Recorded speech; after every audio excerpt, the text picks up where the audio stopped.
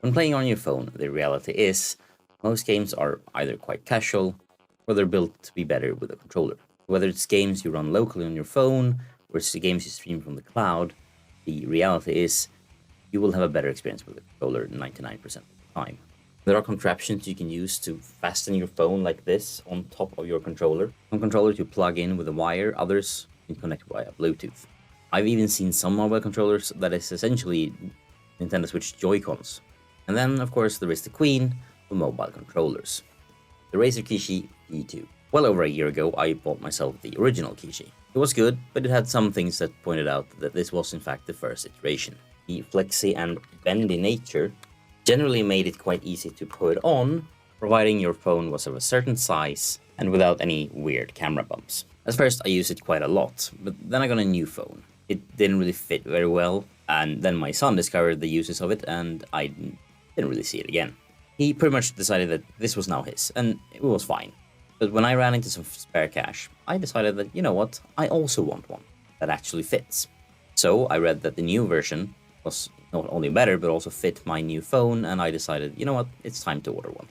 A few days later, this green and black box arrived, and inside was the controller nicely packaged, along with some support plastic pieces to use for different phones. Now, the first thing you'll notice with the new Kishi is the rather stiff back. This time it's made of hard plastic instead of the bendy rubber thing that they used last time. Instead, you get this hard ridge that makes it feel quite sturdy and stiff, whereas the old one tended to feel a bit wobbly at times. The Kishi 2, just like the first one, connects using USB-C, so there's really no latency added at all, compared to Bluetooth controllers, which adds a fair bit. They also both have a quite handy USB port on the bottom of the controller, so you can do some pass-through charging while playing your games. Just like on the Nintendo Switch, the thumbsticks are placed on the sides, but despite the thumbsticks being the same size as on the Nintendo Switch, these feel a lot better. The D-pad has a nice silence click to it. You got a couple of menu buttons on the front, screenshots and captures, or streaming to YouTube or Twitch if you want to do that from home for some reason.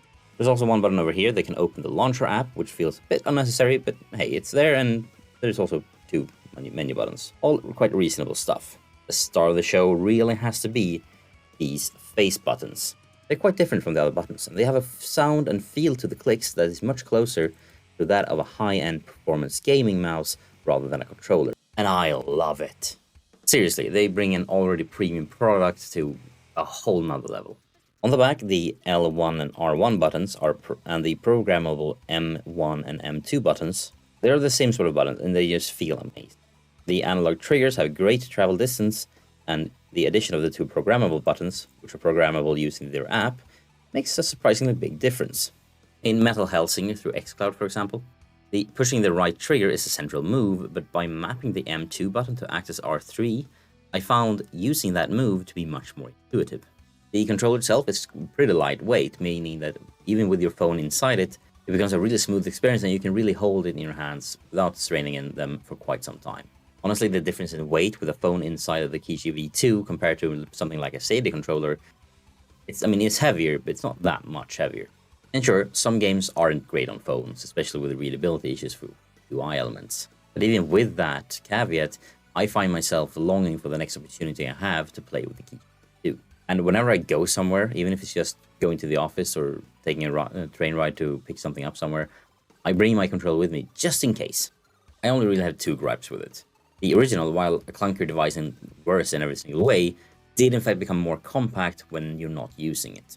And the lack of an ability to map the on-screen controls of a mobile game that doesn't support a controller to the controller input, it's kind of a bummer. That last thing, however, there are other solutions on it. For example, with some tinkering, I've successfully used the Mantis Pro app to get around that problem completely. But it would have been nice to have it out of the box. And as for the first problem, I suppose I better get a carrying case. Probably a good idea anyway. And speaking of cases, depending on which device you have and what case you have on it, you might be able to use it with a case still on, but it had to be quite a slim one. The bulkiness of my D-brand grip case made my Pixel 6 be too big when the case is still on, as the USB-C port became too misaligned. It is a small price to pay, and with a slimmer case I probably wouldn't even have to bother, but I really like my grip case and I'll keep it on and just remove it whenever I need to. Not that big of a deal.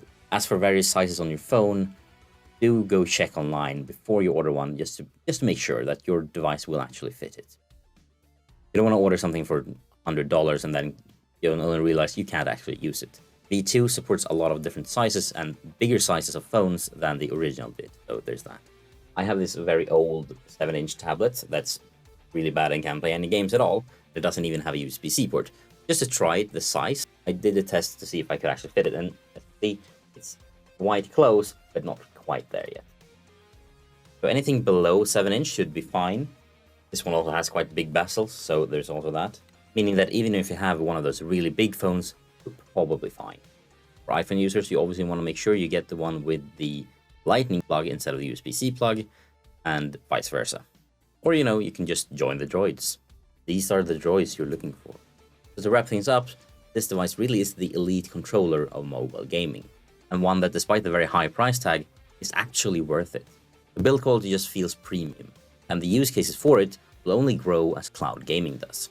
If you're very happy with your original Kishi, I wouldn't get it for the full price. Wait for a sale or just be happy with the one you got. It's really good as well. But if your kids have claimed it from you or you don't have one in the first place, the Razer Kishi V2 definitely has my seal of approval. It opens up cloud gaming on the go even further, and being able to play your games in bed or on the couch or when out and about can be very beneficial, especially if you're a parent, partner, or someone who travels a lot. Well done, Razer.